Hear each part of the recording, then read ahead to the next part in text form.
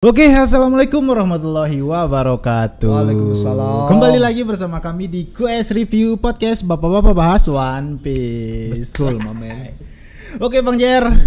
Tak terasa sudah 42 episode kali ini kita berlalang buana di QS Review. Betul sekali. Terima kasih untuk nakama yang sempat komen di kolom komentar memberikan tanggapan positif yang keren-keren. Yup.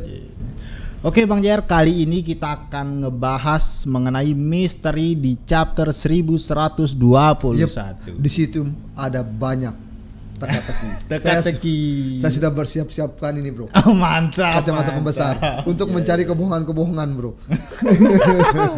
Oke, tapi sebelum itu kita disclaimer dulu bahwa semua yang dibahas oleh bapak-bapak gabut kali ini berdasarkan teori liar yang muncul secara alami di kepala kami. Jadi apabila nakama di luar sana memiliki pendapat yang berbeda, jangan malu, don't be shy, drop your comment. Kita tetap diskusi baik di kolom komentar. Dan yang paling penting apa itu Bang Jer? Subscribe, Mamen. Subscribe dulu Biar dong. kelihatan kayak YouTube beneran.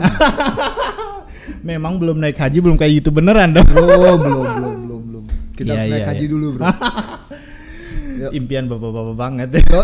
Naik haji. Oke, langsung saja masuk ke pembahasan Bang CR di chapter 1121 kali ini. Akhirnya covernya berbeda.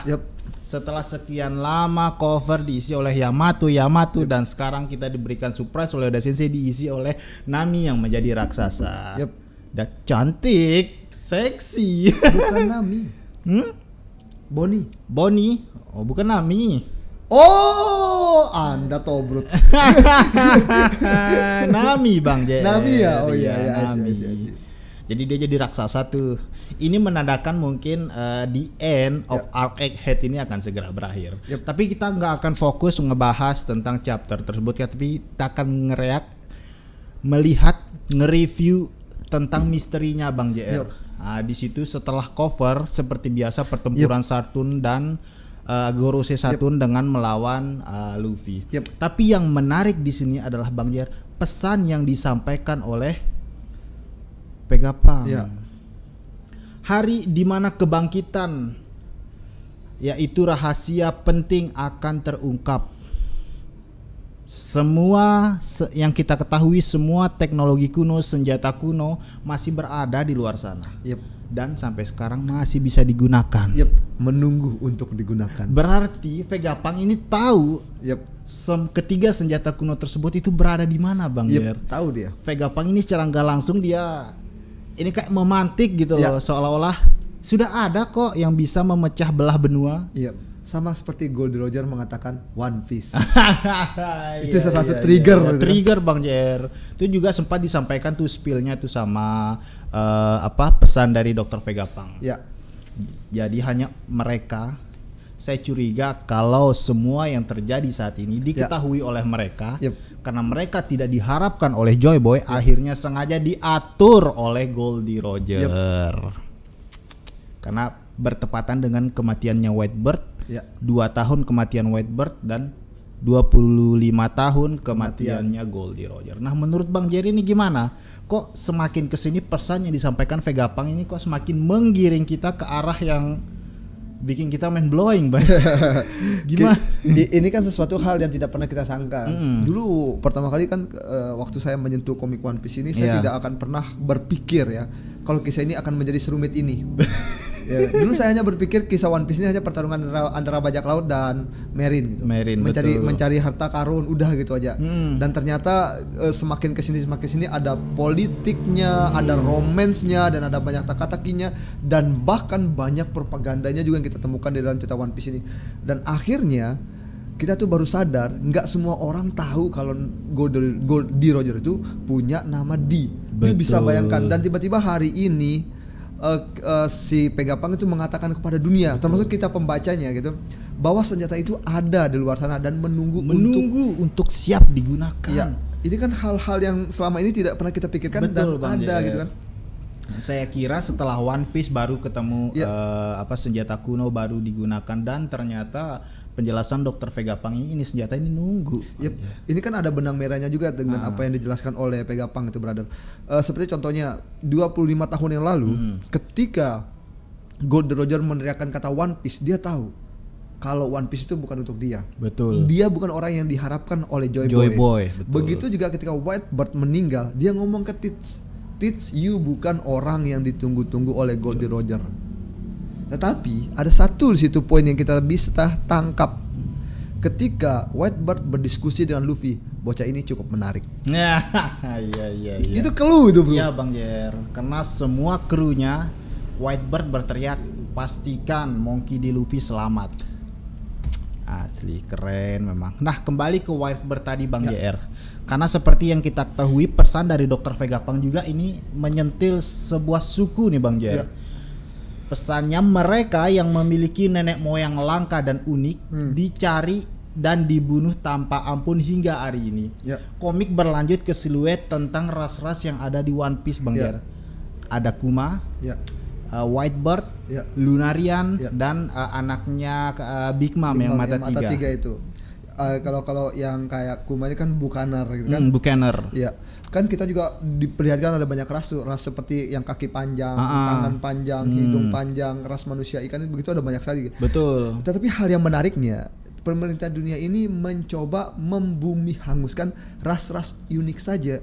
Ada apa dengan pemerintahan dunia? Kok hanya ras-ras unik saja? Emang ras-ras manusia biasa ini nggak berpengaruh nih untuk dunia One Piece itu sendiri, Bang Jer? Entah kenapa ya, saya yakin ya teknologi yang dulu dibuat ya di dalam cerita One Piece ini yang begitu canggih dan megah yang bahkan Vegapunk pun nggak bisa selesaikan, kemungkinan besar itu dibuat oleh mereka, ras-ras unik ini. Iya, asli. Saya dibuat bingung loh, Bang. Ya berarti memang genosida sendiri, rasis sendiri ditunjukkan oleh Oda Sensei melalui pesan Vegapunk ini. Makin ditunjukkan, ini makin besar bahwa memang rasis itu ada di dunia One Piece. Bahkan kita kan tahu juga nih di dunia nyata tuh ada yang namanya genosida tuh. Kalau kita tahu bagaimana Hitler, betul. Ya kan, saya nggak bakal sebut terlalu panjang. Genosida ya, cari aja genosida yang dilakukan oleh Hitler gitu kan. Ada banyak juga bagaimana juga peperangan di masa lalu juga. Bagaimana juga orang-orang sorry to say kulit hitam juga diperbudak kala itu. Nah, dan jadi banyak hal-hal yang dicoba dicampur adukan oleh Oda dalam ceritanya dari referensi dunia nyata. Entah kenapa saya yakin di akhir episode One Piece ini, saya entah kenapa yakin ini akan menjadi sesuatu hal yang selama ini orang-orang di seluruh dunia itu pikirkan juga gitu. Iya. New World Order ya juga ya. Iya. Nah, kembali ke pesan yang disampaikan oleh Dr. Vegapunk sendiri, Bang JR. Nah, tadi kan sudah ras tuh. Kemudian juga sudah tentang senjata kuno. Nah, selanjutnya dia berpesan, aku percaya kepada sains, ilmu pengetahuan. Nah, kalian di luar sana harus bersiap-siap untuk melindungi diri kalian sendiri. Tadi udah dijelaskan kenapa Goldie Roger kan ditampilkan juga tuh di komik siluetnya. Nah, karena memang sengaja dikondisikan atau apa? Pertanyaannya Dr. Vegapunk.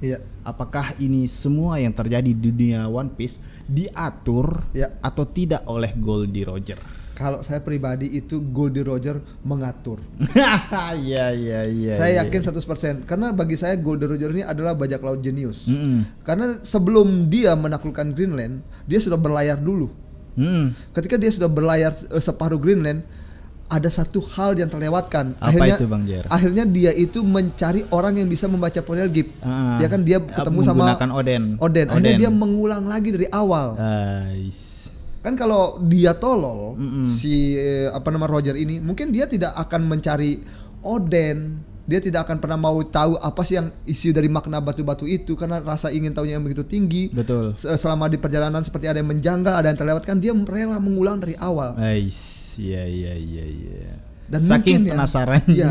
Dan mungkin salah satu bentuk dia menyerahkan diri terhadap permintaan dunia, dia rela menjadi martir, menjadi pahlawan yang dicap sebagai penjahat demi bisa mengungkapkan kebenaran gitu. Nice, keren.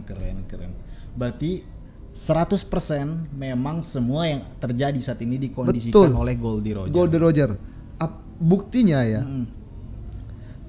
relik tidak pernah mau berbicara soal ini. Betul Bang JR. Biarkan mereka mencarinya sendiri. Iya. Ketika mereka sudah menemukan itu, mereka pasti akan mengatakan pada dunia. Iya. Keren.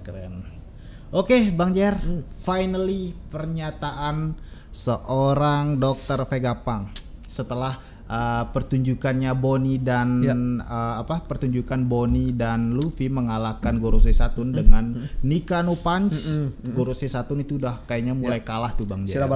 Silaba-laba. Nah, pesan setelah scene tersebut lanjut ke next, pesan Dr. Vegapunk mengatakan mereka yang akan memegang takdir dunia adalah mereka yang pertama kali mendapatkan One Piece. Yes. Dan di situ ditampilkan siluet sang si Malakama, sang King Yonko, yaitu tidak lain dan tidak bukan Akagami no Seng. Sini sempat bertebaran nih di luar sana. Betul. Ada siluet yang mengatakan bahwa ini adalah kembarannya Akagami no Seng. Karena pedangnya mirip ya.